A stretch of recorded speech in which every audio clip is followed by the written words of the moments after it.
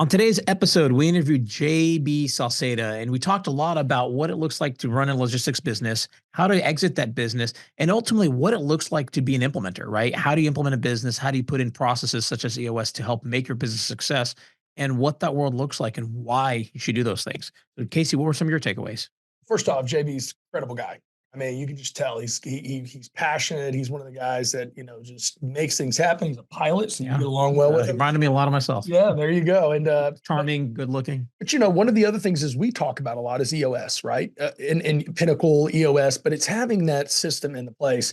And JB at an early stage of his business implemented that, right? Brought that into his company, even to the point where now, after he's exited, he's now in that space and he is doing it himself. So it's pretty powerful. It's a testimony. Yeah, the other interesting thing to me was really how much he talked about culture, right? And culture, as we've grown our companies, it's so crucial. And you hear that saying all the time that it's all about the people, but it absolutely is. And how do you create an environment where people are able to communicate, be effective, and ultimately remove you as maybe the entrepreneur or the leader of the company from being that one cog where everything implodes without them?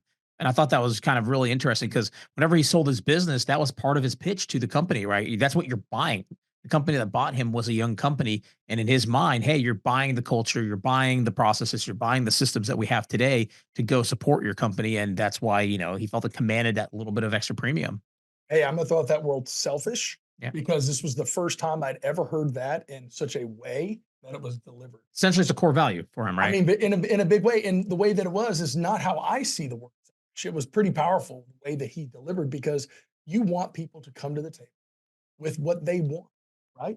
So we all come to the get together because we're selfish. We want to be able to communicate effectively, so we work well together. Yeah, because one of our company core values is candid, but I actually kind of like because really being selfish is being extremely candid if you think about it. Yeah, Right. You're cutting out all the BS and it, going straight to the it is point. I almost thought the that same was thing in a way. yeah. The way that he says selfish, right? It's very much candid. Pretty Yeah. So powerful. super informative podcast. And so we'll go ahead and hop right to it.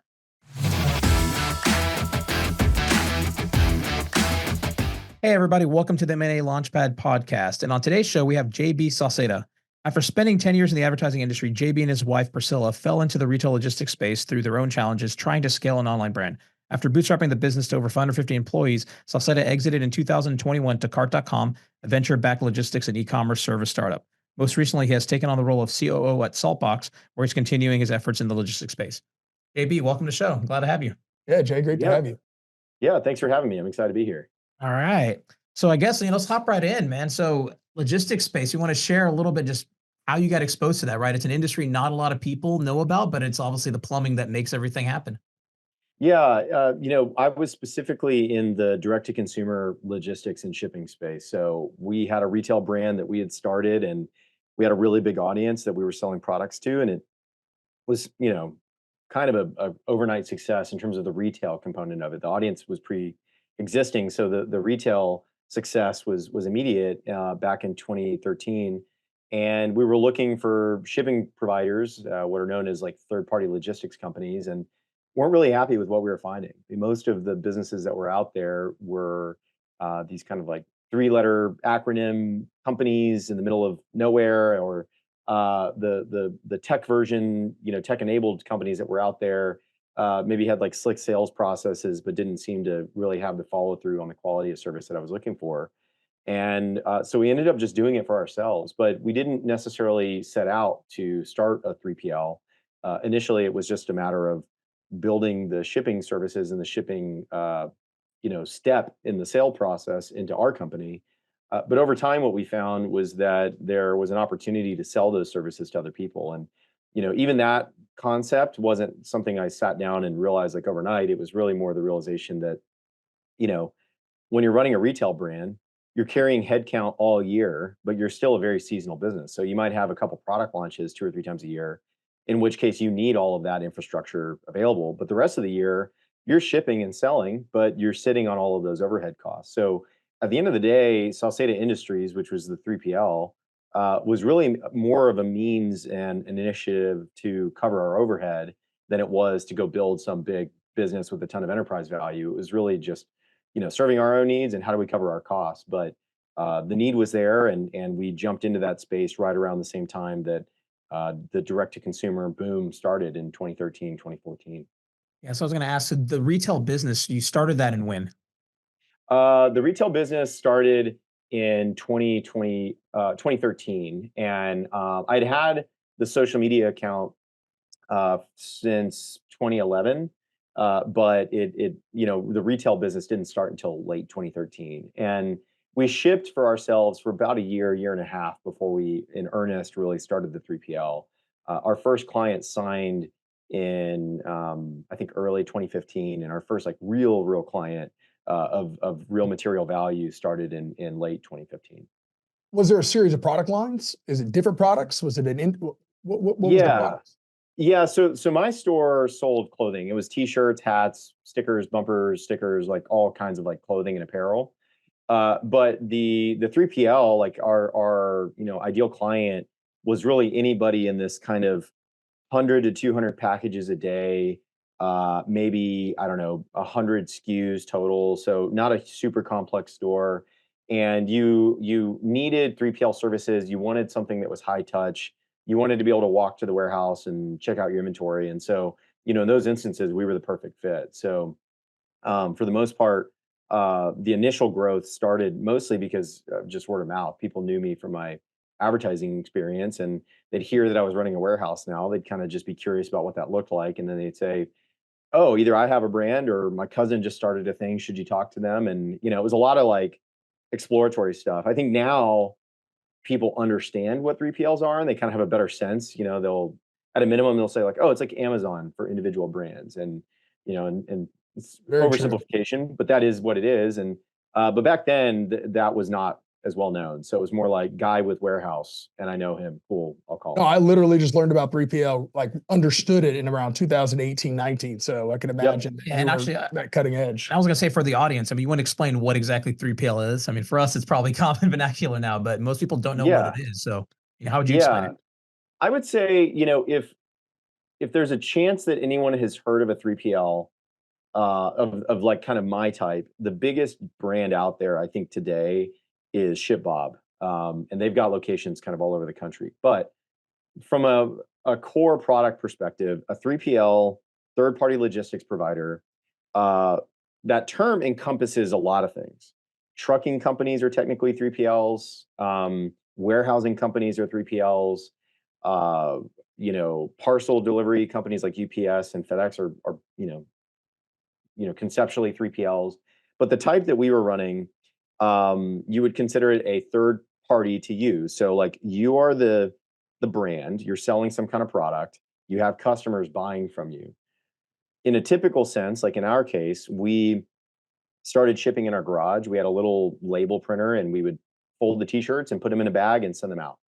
But over time, what happens is like as the brand founder, you need more time back to go grow the business. So you can either hire warehouse people to do that work for you, or you can hire what's called a third-party logistics firm that does direct-to-consumer shipping, and they will help you ship your products on your behalf. So you'll give them your inventory, and then their system will plug into your storefront. And as orders come in from your store or your customers, those orders funnel into their system, and their team picks, packs, and then ships those orders out the door to the customer. So the customer doesn't really realize that it's coming from a third party, but a lot of online brands today, that's where it's coming from, and so we were really just focused on these brands. Like the big brands that most people would know are like Tecovas Boots, Howler Brothers, William Murray Golf, which is Bill Murray's golf clothing brand, Kamek, which sells like outdoor gear, that Hot Ones TV show, the YouTube channel where people eat the hot wings with the hot sauce. Like we shipped all the hot sauces for Heatonist, which was a retail brand. So we sold a lot of stuff like that. We did some work for Goop, for Gwyneth Paltrow's brand. So all of them gave us their inventory.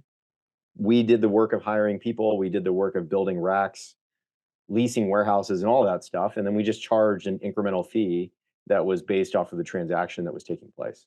Yeah, so for an Yeah, that's excellent. entrepreneur, right, it lets them focus on sales, marketing, and then just sourcing the initial inventory that they have shipped to you directly, right?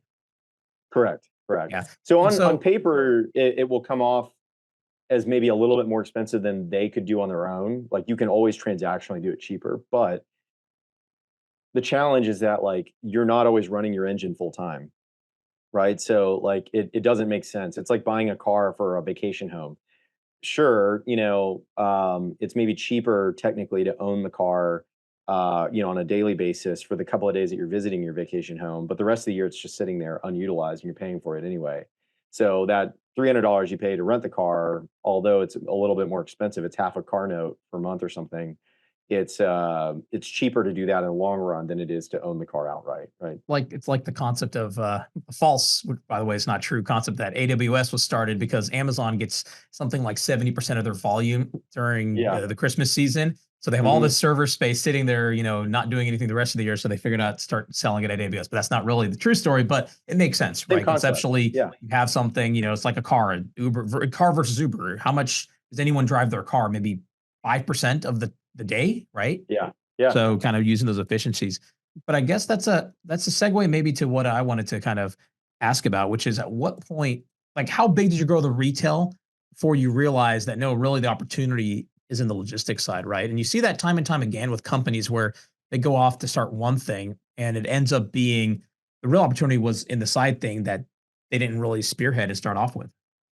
I think that the opportunity was immediate. I mean, and once we realized like this is a business, we knew that that's really where the focus should be. There were moments in which we thought that the retail brand could grow larger, but for a lot of reasons, it was less of like a marketable asset because the retail brand was very closely tied to me personally and my personality.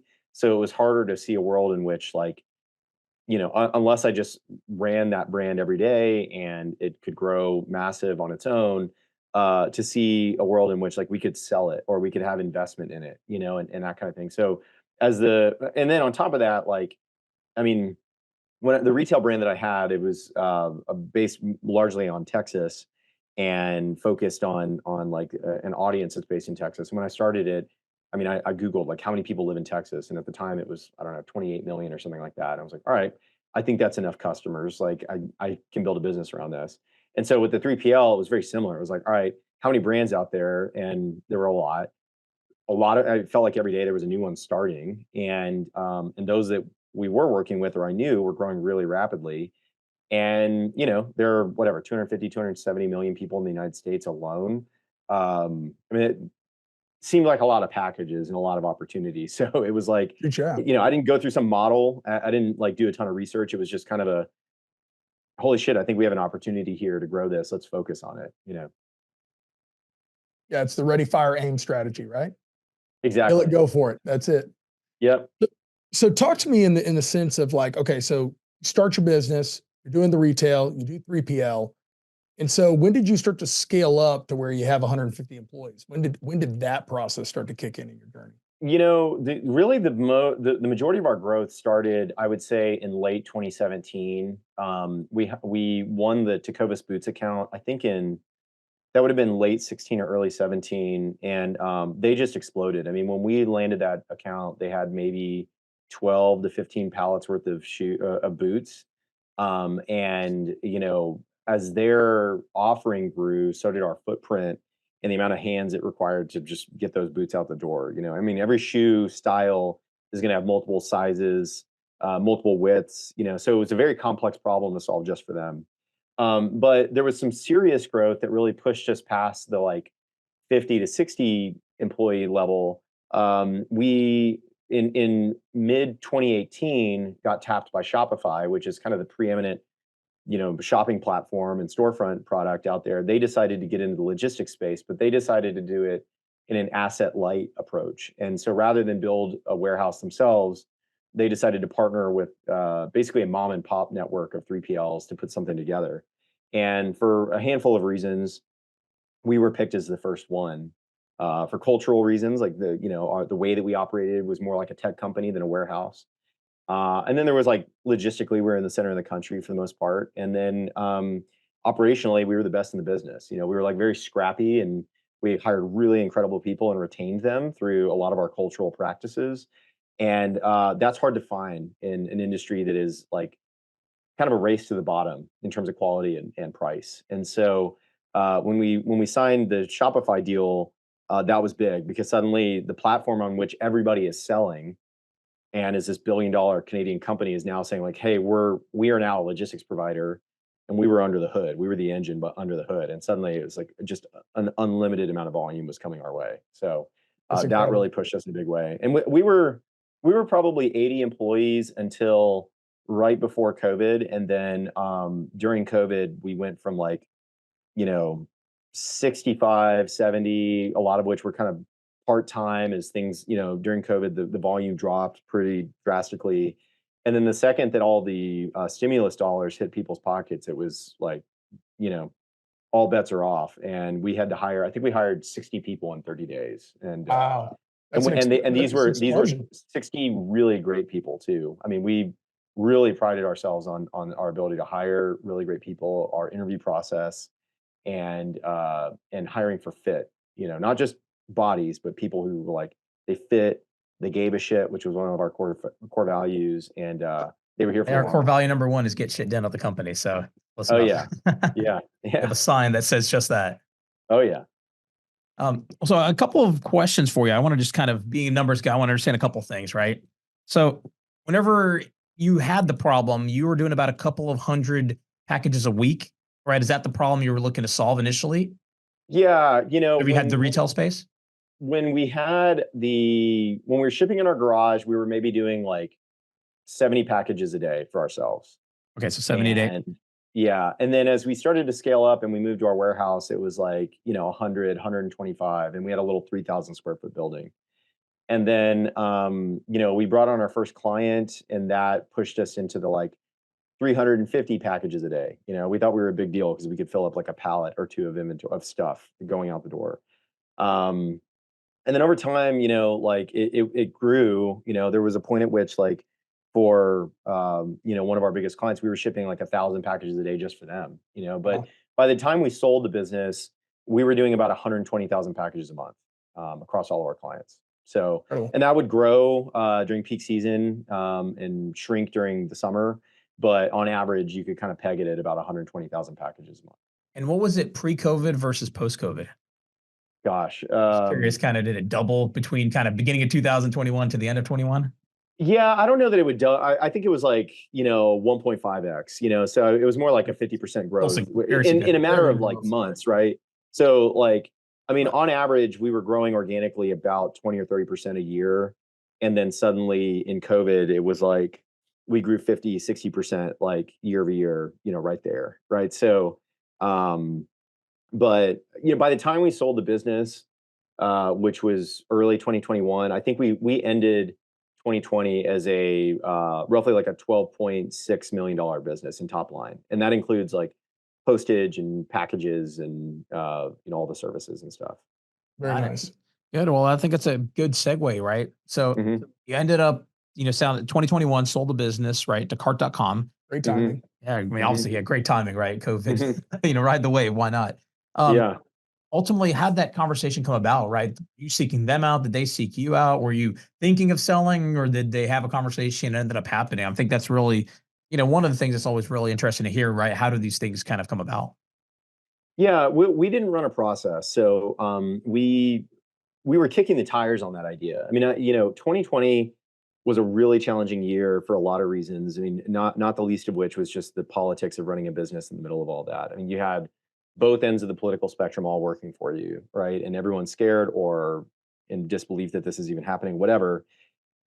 And it honestly, it took some of the fun out of the business. And we used to be a very social organization, one that like we would have social gatherings like once a month that were like dedicated on company time, and then on top of that, everybody would be going and doing like happy hour fairly regularly. So it was a very tight knit community. And during COVID, it like that just was totally eliminated. It was like you know we weren't really hanging out together, and it was just hard. And so that wasn't ultimately the reason that I decided to sell, but it definitely took the fun out of what became an even more stressful business, because now like our superpower culturally of like these breaking bread moments and stuff was taken away.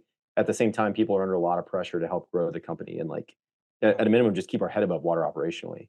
So ultimately where that landed us was this realization that to grow the business, I had doubts about whether or not I was the right leader to do that.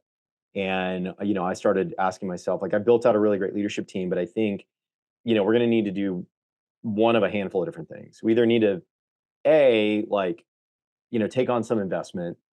We had a business partner who was leaving the business and was interested in being bought out. So at a minimum, I needed to kind of find some capital to do that. And was thinking about what that could look like. I thought we would likely need to start to invest in technology and some level of automation, not like robots, but like some automation within the warehouse. And probably start to invest in some like software technology. And and the more that I thought about it, it was like it was a mixture of realizing like we can totally continue this trajectory, but that capitalization is going to need to be there, and it can reveal itself or show up in a few different ways. So we just kind of went into the latter half of 2020 with that mindset, and then as a result, it just happened to be at the time that like everybody was trying to enter the space. So I was getting calls from private equity firms, once a week. It wasn't, and that's not an exaggeration. A lot of I firms, think some that were, Casey called you, just didn't answer. yeah, Could maybe. have I saw his happened. number and I screened him. So, no, some were of the industry, some were like, we're just PE and we do roll-ups and we're industry agnostic.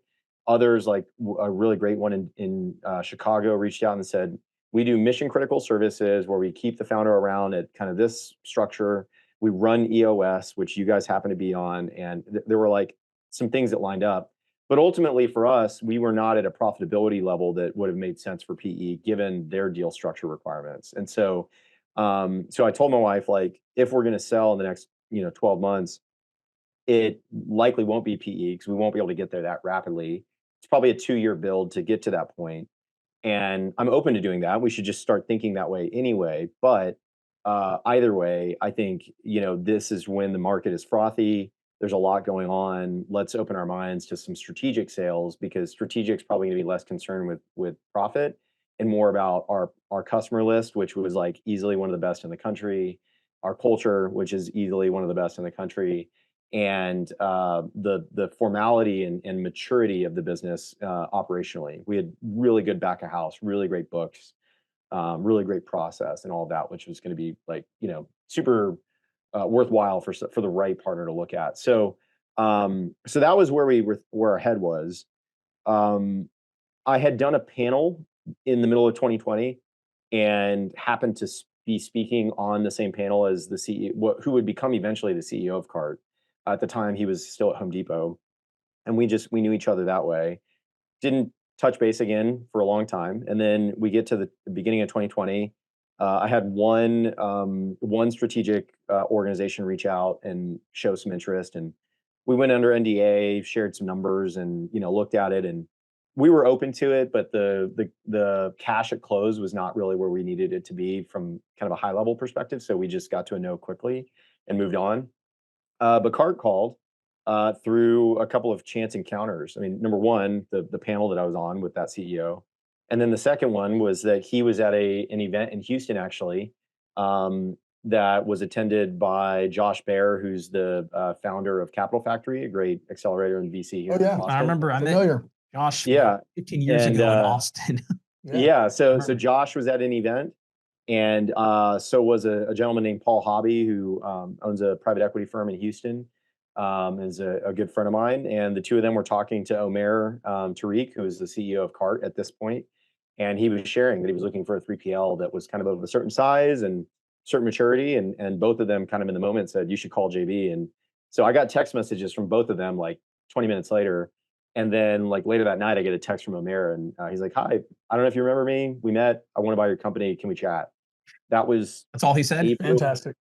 It was pretty. I mean, that was about as long as it was, And so I was sitting on the couch. My wife and I were watching Ford versus Ferrari, and I showed the phone to my wife. I was like, "Look at this. This is funny." And so I didn't know anything about Cart.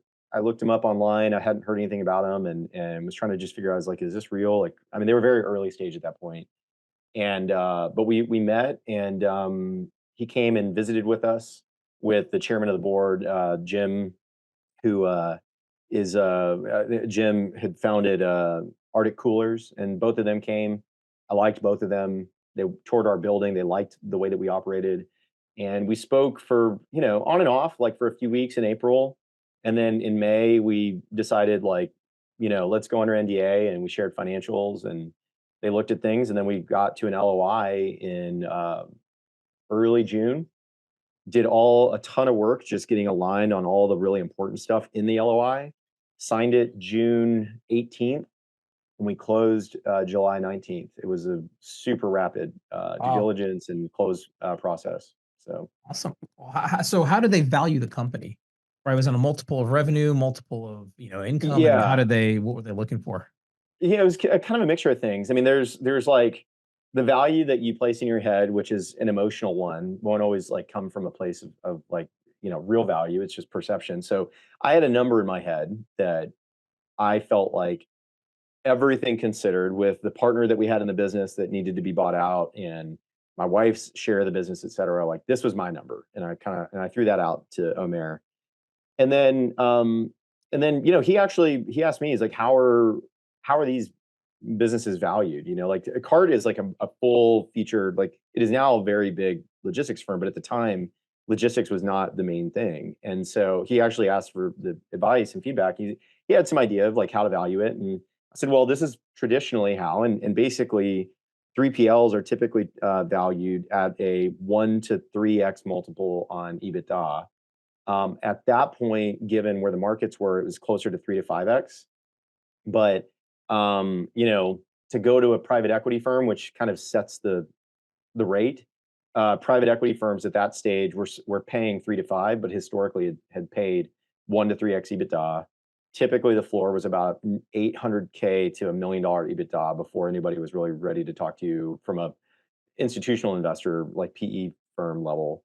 But that was kind of the floor. So I said, look, we've got a few things going for us. Number one, here's my number, which I knew was a little bit advantageous of me, but this is the number that emotionally I feel good with. I know I'll probably have to back off of it.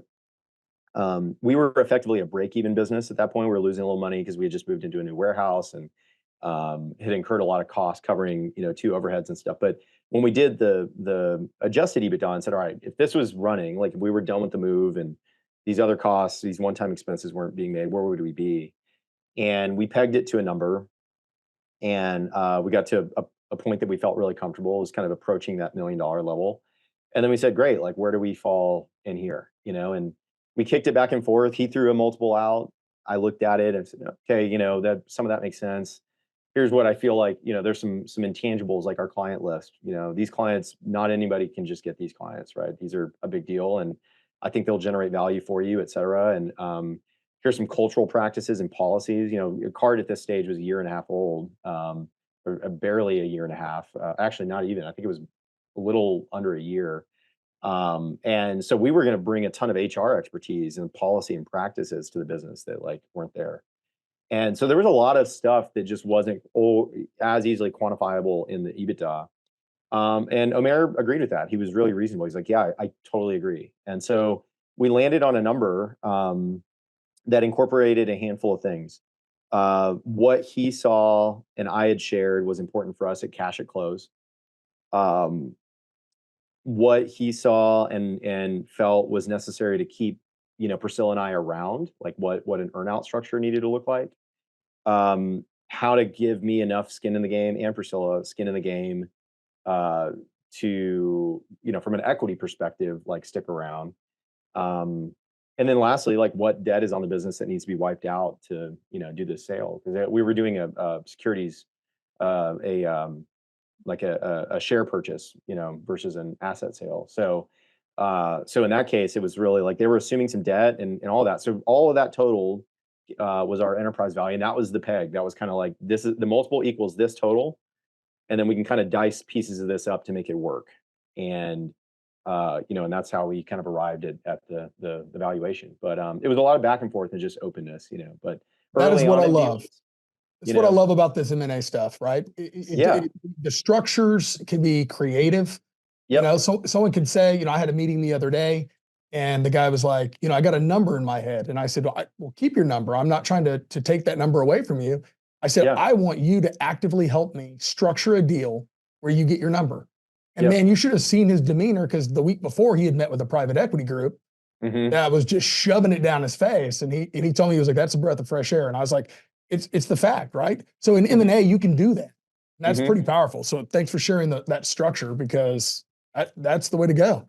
Well, the one thing I will say that is really important, and Steve Schaefer, who is a EO, so I've been in Entrepreneurs Organization for, at this point, I think it's 6 years in the Austin chapter, and it's a great organization. There's about 200 members, and some of which have sold multiple times, and some of which are still building companies from scratch. But there's one guy, Steve Schaefer, who's kind of become the sage kind of sale and M&A whisperer to the other entrepreneurs, and just really helps consult on deal structure. And I sent him the initial LOI, and he and my attorney, Brian Hall, both said, let's get to as much clarity as possible. If we can structure this deal 99% of the way before we even get into due diligence, we should. Because the hairy thing that always kills deals is all the stuff that was left unsaid at the very end. And then you get in there and you ask for a title, or you ask for compensation afterwards, and everybody just gets their feelings hurt and goes away. And at that point, the buyer is more aware of whatever things may cause pause for the deal, and is probably more likely to leave over a extravagant ask. So make them up front. And normally there's a way to hit those numbers, even if, like, foundationally the number isn't the number. There are ways to create upside that can create the number. Or, like, the buyers may be afraid that some of the clients will leave, and you're confident that they'll stay. Well, build that risk into the deal.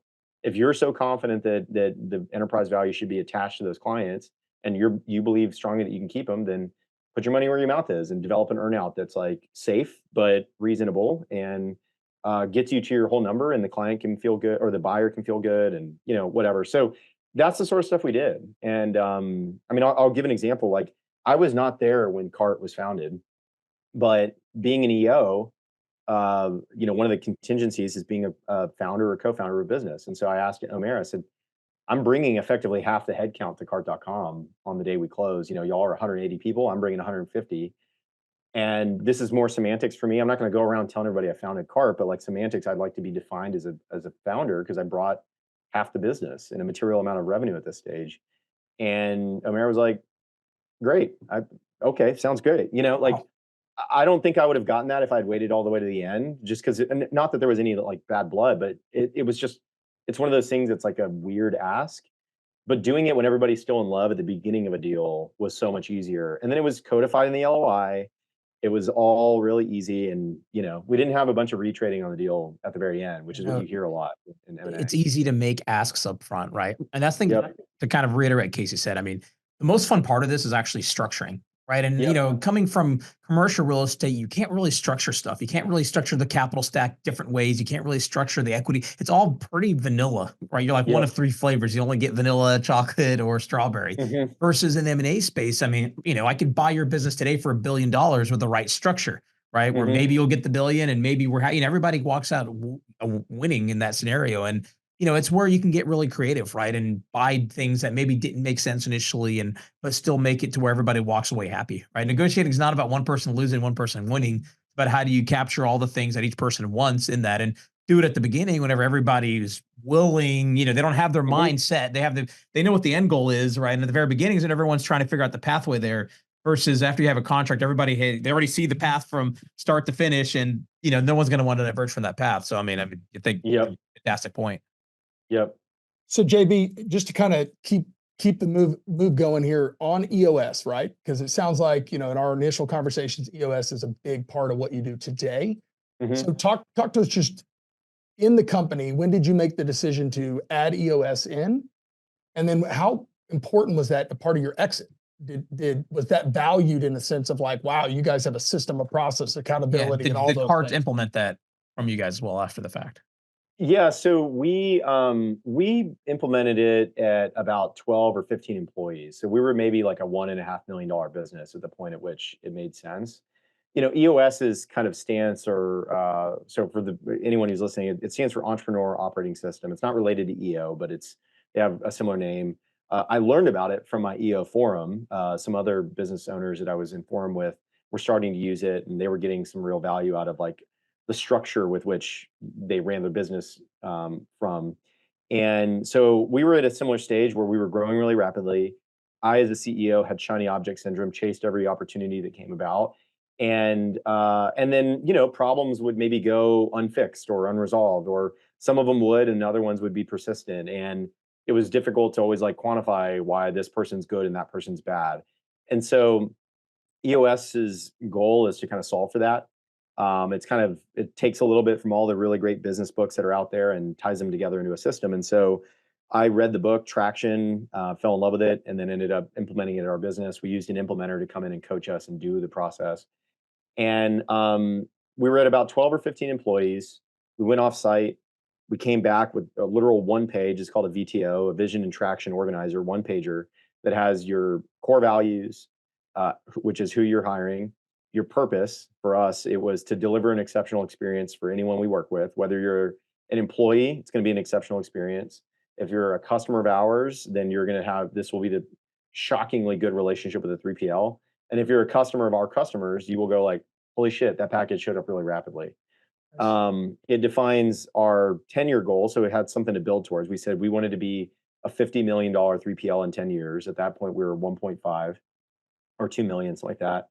And then it defined our market. We said we're going to focus on brands in the kind of center of the United States of this size, this detail, et cetera. And then we sat down and we had to think about like, well, to get there in 10 years, what do we need to look like in 3? And we would just close our eyes and think about what that would look like. And that would give us some kind of stuff. We'd say, well, we probably have an IT person in 3 years. We probably have like a finance person in 3 years. And we probably have this. And we just made some guesses. And then we said, well, what does that look like in 12 months? And then we defined, well, we know this year we'll probably do 2.5 million. And to get to that point, by the end of this year, we probably will need to have done this and moved to a different accounting firm and done, and we talked openly as a leadership team about the things we had to fix. And then it just got us on this cadence of like going and working on the business instead of in it on a quarterly basis. And then once a year, we'd have a 2-day offsite where we as a team worked on our team health and the way that we work together. And then in addition to that, would then think about what does the next 12 months need to look like, and then reset the 3-year clock and think, all right, where do we need to be in 3 years from now? And it just got us in this habit of like pulling ourselves out of the business and really thinking, strategically about where do we go. So at the time when we implemented it, to the self-deprecating stance is that we did it to kind of wrangle me as a leader and make the business run more efficiently, which is where it is actually very useful. But wrangling me is also just kind of a euphemism for like creating alignment on the leadership team. And it's meant to just create strong alignment so the team can really delegate and elevate people. And what that inevitably did was that it just made us better prepared for when the opportunity came about. Because, I've got a really great deck that one of the private equity firms shared with me about how they value businesses. And one of the key things that they point out is like a risk to a business is a founder or leadership team that micromanages the business, or is the point of contact for every client, or is wildly involved in every single core process of the company. A marketable asset that is ready for sale is one in which it's a true system managed by key people, but the two can be separated and still operate successfully, right? Like kind of like a RAID hard drive, you can pull one hard drive out and it still maintains the data. Like you want your company to be able to take a chunk out of the wing and still fly. And that was not the case when we started the business. Literal passwords and credit card numbers and who to call were all stored up in my head. And EOS really taught us how to like write that stuff down and prioritize what should be and shouldn't be. And it like removed the need to reinvent the wheel about how to have meetings and plan shit out and all the crap where like companies kind of play corporate but never actually get traction. Like that's what it did. So we didn't do it with the intent, but it ultimately set us up for success. And now what I found actually, which is kind of funny, is that there are a lot of private equity firms that it's part of their playbook. And so they'll buy a company, and this one that I was talking about a second ago, that's their thing. They buy blue collar logistics and mission critical services businesses. They bring in a CEO, and then they inject EOS if the company isn't already running on it. And that's like the way that they structure the company to make sure that they know it's running well. And so for me, that has just become like a really valuable tool. And I point to the consultation and just friendship and ability to like speak openly and confidentially with my forum mates in EO, the structure and frameworks and coaching we got from the EOS system and our EOS implementer, and then just the dumb luck of being in the right place at the right time. Those things to get three things together really set us up for success to take advantage of the dumb luck when it came about. We were Yeah. ready. We So, were so, dressed so ready you to hit go. on a ton of things, but I mean, for those listening, highly recommend EOS, right? I mean, your journey essentially copy and paste of our journey too, right? Early Yeah. on. It's funny, your mission statement's almost identical for ours, right? We have our kind of three people, employees, residents, and investors, and same kind of thing, right? It forces you to, as an entrepreneur, we all have shiny toy syndrome, right? So you're speaking my Hmm. language. And then Hmm. B, right, you're so busy in the weeds of solving problems, right? That's what we do. And Hmm. you're spending all your time on solving problems versus stepping back and let's talk about the bigger picture of where we're actually trying to go, not what is the next step we're going to take. And so, I mean, super Hmm. valuable. And we worked with an implementer too. So, highly recommend it for any listener. And I'll tell you, we're actually one of the conversations we're having right now is we found an EOS implementer that also does ISO because in our manufacturing, so he's Mm, got the ISO, and so he's got a bridge that he's kind of created in his own process of being able to do that. So we've cool. had a new CEO come in and start implementing some incredible processes around wage scales and Wow. teaching guys how to do hours to minutes to all these different strategies to get the managers thinking about moving product to manufacturing. I'm learning a ton, right? And Hmm. then it ties into lean. So we're sitting there going like, hey, now if we could just bring EOS and ISO and put it like where we're not doing like 5 different things and really just make it like the foundation, this could be a really cool, like this could really Hmm. work nicely.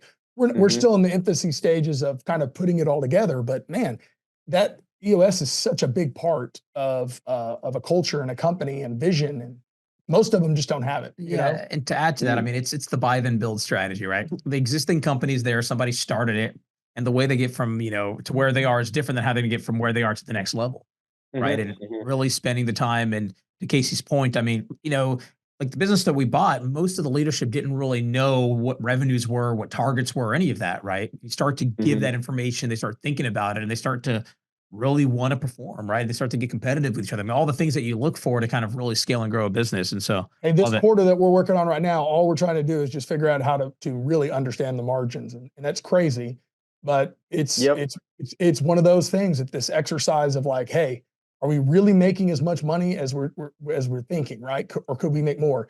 And you've got to have visibility, you've got to have systems in place to do it, and so it's a lot of work. So EOS is going to be another push here, probably in about Q3. It's going to be nice. That's awesome. That's Awesome. great. So I think we're coming up on time. So Casey, you want to go ahead and go do the rocket round? Yeah, so let's jump into the rocket round, JB. We ask a Cool. couple questions here, just pretty some simple things. So, what do you like to do in your free time? Uh, love spending time with my kids. They're a ton of fun. But if it's I mean, because they're hysterical, they're 5 and 8. But if it's truly just for me, and it's not like playing video games with them or playing in the backyard with them, I'm flying a plane. I'm a private pilot. I've had my license since 2014, and yeah, I just love flying and sharing the love of aviation with other people that don't fly because I just think it's a superpower, and it's just such a joy to get up in the air. A lot of fun, and you're speaking my language. um, so we're gonna take you up, and we will absolutely go flying together here soon. Oh yeah. Um, Next question: most memorable moment in your business journey? I use this one a lot, but Bill Murray visiting my warehouse. Cool.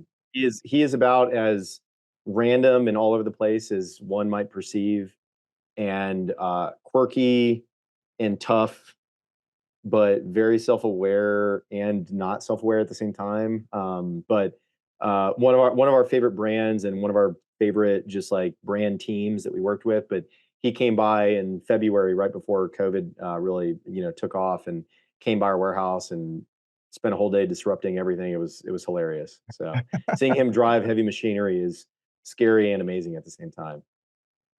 Yeah, Bill Murray's one of my favorite actors, man. It's Oh incredible. yeah.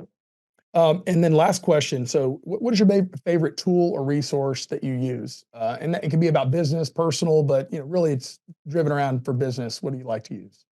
Well, I've talked a lot about EOS, but what I would say is kind of a concept that I've developed out of reading Patty McCord's book Powerful, which is a book about the Netflix culture and how she navigated it, grew it, et cetera. But my stance is that the biggest and most useful tool in the business environment is selfishness. And what I mean by that is when you're selfish, you think about what you need and what you care about, and you're more forthcoming with what that is. But what I've seen happen is that far too often employees aren't selfish enough about what it is that they want to get out of their employee and employer relationship, or they've never even sat down and thought about it, at all. And as a result, they aren't equipped to have that conversation. So they keep it in, or they're just unaware, and then they find themselves being taken advantage of. And that results in employees not leaving when they should, because sometimes a company can't offer what you need anymore, and it is time to look elsewhere, like leave the safety of what you know for the unknown. Or inversely, like companies retain people that are just not who they need any longer. There's someone who's been really great for a long time, but maybe not who is needed in the role or in the seat, at this stage of business. And that lack of selfishness, and or at a minimum the openness about what those needs are, ends up creating these kind of dynamics that are just not great. And I think one of the things that our business did really well was that everybody was selfish, and we encouraged that.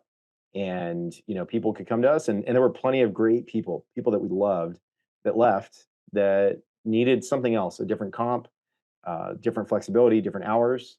And they were honest with us about it, and it wasn't ever a surprise. And I think that was really at the core of like what made the culture of our business so great. I mean, we had a super high net promoter score with our employees, and I think at the core of that was that selfishness and that honesty. It's a difference between being kind and being nice. Like we weren't nice, we were kind. Kindness is being honest with people and having good communication. Nice is being a pacifist and pacifying people. And we're not about placating people. We're about like getting stuff done and making sure everybody's getting the most out of their time. That requires selfishness.